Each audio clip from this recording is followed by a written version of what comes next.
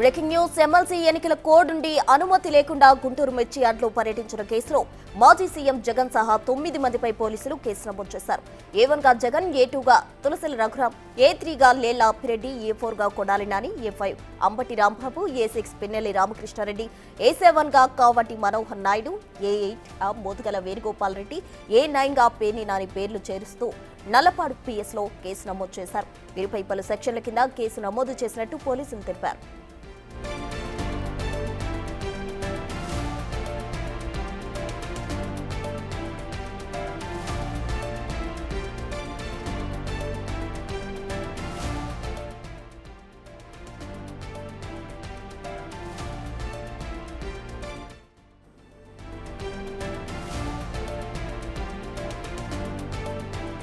Breaking news చూస్తున్నాం. జట్ల security ఉన్న జగన్ కు నిండా ఏ మాత్రం పోలీసుల రక్షణ కల్పించలేదన్నారు మాజీ మంత్రి బొత్స సత్యనారాయణ.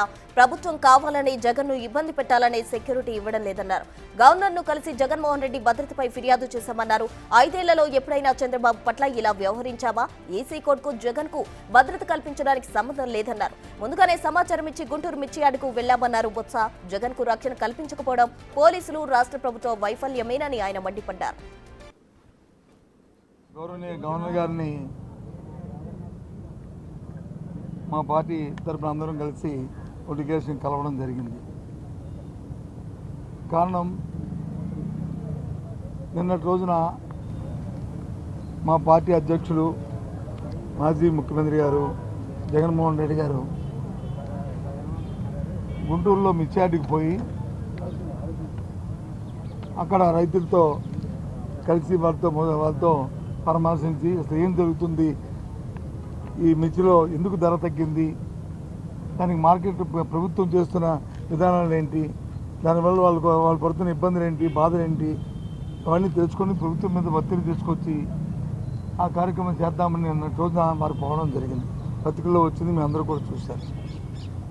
ఆ నేపథ్యంలో ఆయనకున్న జర్నలిస్టు ఏదైతే భద్రత ఉందో దాన్ని పూర్తిగా తొలగించి నేను రోజున పూర్తిగా సెక్యూరిటీ ల్యాబ్సెస్ 100% ఒక్క యూనిఫామ్ ఉన్న కానిస్టేబుల్ ఒక్కరు కూడా ఆ చుట్టుపక్కల లేకుండా ఏదైనా అవాంఛనీయ సంఘటనలు జరిగేటట్టుగా వారు ప్రేరేపించేటట్టుగా వారు నేను జరిగిన ప్రయత్నం చూస్తుంటే చాలా అనిపించింది. అందుకని గవర్నర్ గారికి మేము అందరం వచ్చి ఆయన తాలూకా భద్రత మీద ఆందోళన వ్యక్తం చేస్తూ ఇలాంటి సెక్యూరిటీ ల్యాబ్సెస్ ఉన్నాయి, ప్రభుత్వం వాంటెడ్లీ చేయాలని, ఆయన్ని ఇబ్బంది పెట్టాలని, ఆయనకి ఉన్న సందర్భంలో ఆయన రక్షణ కల్పించి ఇలాంటివి మళ్ళీ పునరావృతం కాకుండా చట్టాన్ని చేతిలో తీసుకోకుండా చట్టం దాని పని చేసుకునేటట్లు ఎవరికి ఇవ్వాల్సిన భద్రతను వాళ్ళకి ఇస్తూ కార్యక్రమం చేయాలని గవర్నర్ గారిని మేము ఇప్పుడు మీ అందరం కూడా డెలిగేషన్ వెళ్ళి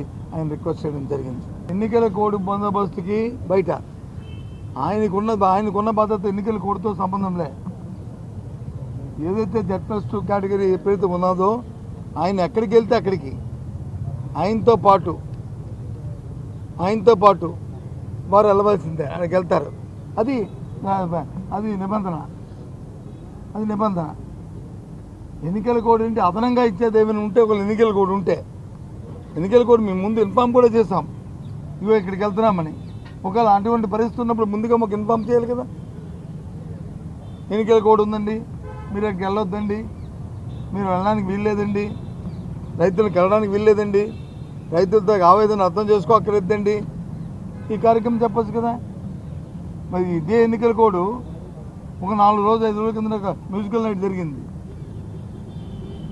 ఒక సంగీత విభారత జరిగింది, మరి దానికి లేదా? ఆ రకంగా ఏ రకంగా నేను దాంతో కంపేర్ చేయట్లే. ఇది వచ్చి ప్రజల కోసం, సామాన్యుల కోసం, రైతుల కోసం, రైతులతో ఆవేదన కోసం, వారు పడుతున్న ఇబ్బందుల్ని అర్థం చేసుకుని ఇవాళ మరి మాజీ ముఖ్యమంత్రి మా లీడరు మా నాయకుడు జగన్మోహన్ రెడ్డి గారు అక్కడికి వెళ్తే ఈ రకమైన చేయడం అనేది ఇది ఎంతవరకు సంబంధమో ఈ రాష్ట్ర ప్రధానికాన్ని మరి అర్థం చేసుకోవాలి, చూడాలని చెప్తూ అని కోరుతున్నాం.